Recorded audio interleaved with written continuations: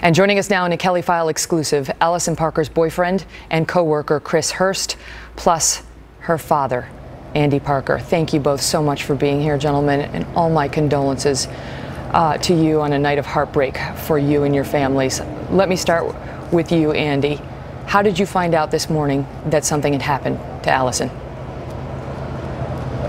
Megan, someone from the station, one of the producers, sent us a text that said, you know, there were shots fired and they hadn't heard anything from Alison. They didn't know if anyone was hurt there, but, you know, something had happened.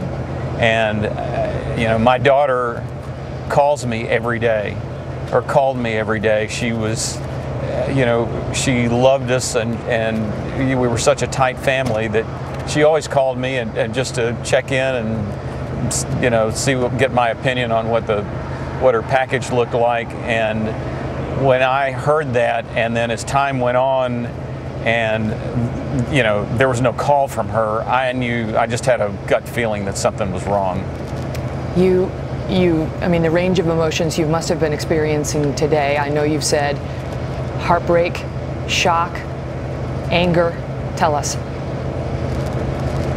Well, it's, you know, I've been, you know, alternating between the shock and the grief. I've been, you know, I'm holding up, I guess, okay, but I've been crying my eyes out all day long, and you know, it's gone back and forth, and now it's, you know, the anger is starting to creep in there, because this should not happen.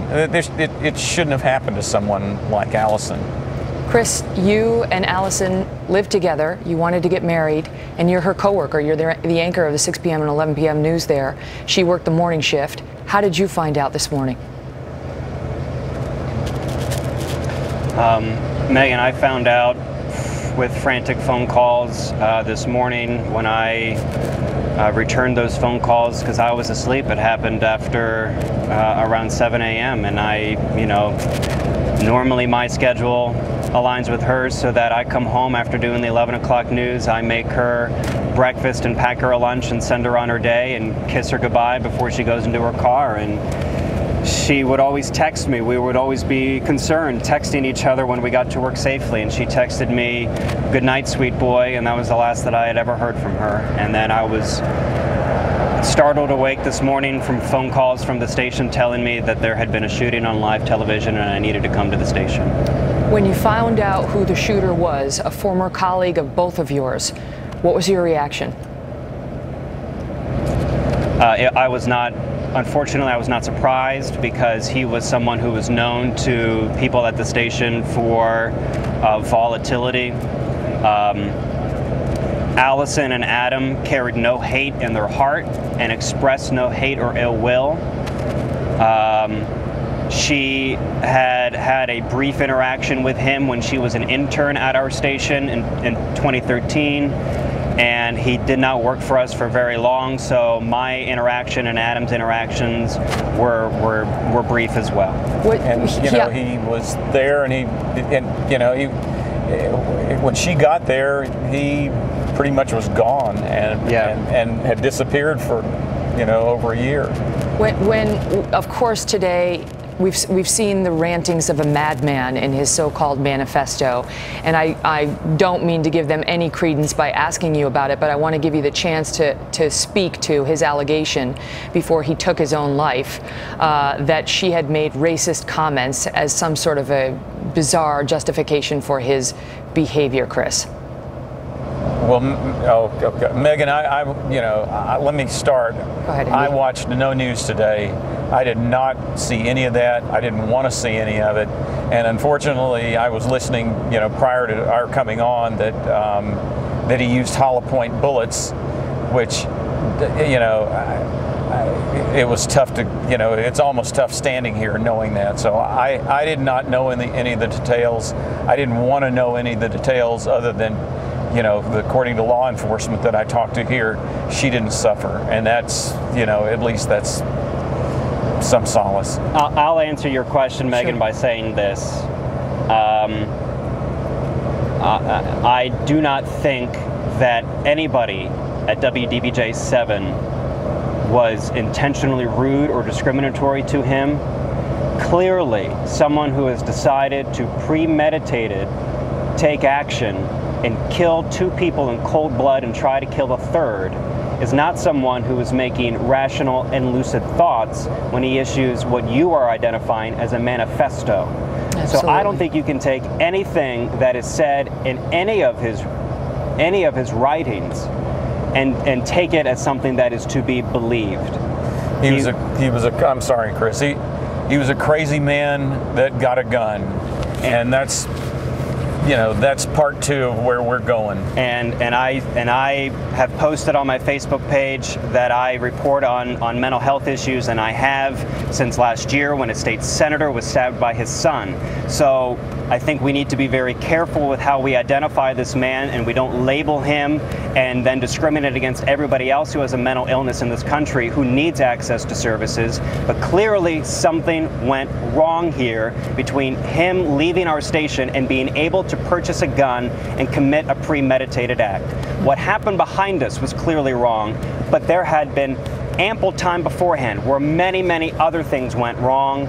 Those need to be addressed, not any of the allegations he is saying about the love of my life, the daughter that he loved, a cameraman who deeply loved his fiancée, who was the morning show producer, and she loved him back in equal measure. And it's believed by some that before Adam died, the photographer, that he actually pointed his camera in the direction of his killer. So there would be photographic evidence of the man who took his life. It's just speculation, but those who know him... If that's what you want to speculate, then go right ahead. You're talking about 2 people who were killed in cold blood, and they didn't suffer, so I don't think it's fair to be making that kind of... I really don't want to talk about that, Megan. I just, I want to talk about, and I was told that, this was going to be about Alison's life and what she meant, and frankly, she was, I had reservations coming here. If it were any other situation, I wouldn't have. But she was a journalist. She was a journalist first, and a TV personality second. And make no mistake, she was a journalist, and she would have wanted me to come here and state the case. We even laughed. I joked with her that. She was the perfect Fox News girl. She was pretty, she was blonde, and she was extremely smart. And she was driven and she was dedicated. All of her coworkers talked about how hard she worked, how dedicated to the job she was. There was no shift she wouldn't take. And I can only imagine what she always went the extra mile. I hope, Andy, that it's some comfort to you and to you too, Chris, that she died doing what she loved to do, and in the presence of a friend who appeared to care for her as well. I want to give you the chance to offer your message, because it must be so hard to come on television hours after you've lost someone. I raised the point about the cameraman's heroic actions only because I was moved by them as a journalist, but I want you to have the chance to say what you want to say. Well, I appreciate that. Alison, she was only 24 years old. She only turned 24 a week ago. And yet she lived a great life. She did a lot of stuff. She excelled at everything she did. And she loved what she did. She loved the people that she worked with. She was happy with her place in life. So, we can only take, some solace in the fact that she had a wonderful life. She was extremely happy, and she loved this guy with all her heart. And that's the toughest thing for me, that everybody that she touched loved her, and she loved everybody back. And I'm not going to let this issue drop. This is, we've got to do something about crazy people getting guns. And and the problem that you guys have is that, and I know it's the news business, and this is a big story, but next week it isn't going to be a story anymore, and everybody's going to forget it. But you mark my words, my mission in life. And I talked to the governor today. He called me, and he said, and I told him, I said, I'm going to do something, whatever it takes to get gun legislation to shame people to shame legislators into doing something about closing loopholes in background checks and making sure crazy people don't get guns. And he said, "You go, I'm right there with you." So, this is not the last you've heard of me. This is something that is Alison's legacy that I want to make happen. Listen, Andy and I have been trying to be strong today because we felt that it was our duty to Alison, because she was a journalist and this is what she would have wanted us to do, is to share her story. She was a storyteller by profession, and we are trying to tell her story. We are also trying to make sure that her life was not in vain. Her university, James Madison University, immediately decided to open up a scholarship fund in her name for the School of Media, Arts and Design.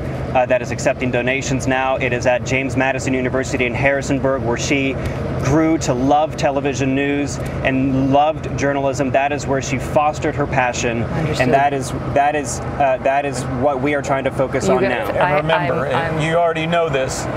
You guys, she was one of you. She was one of you. Yes.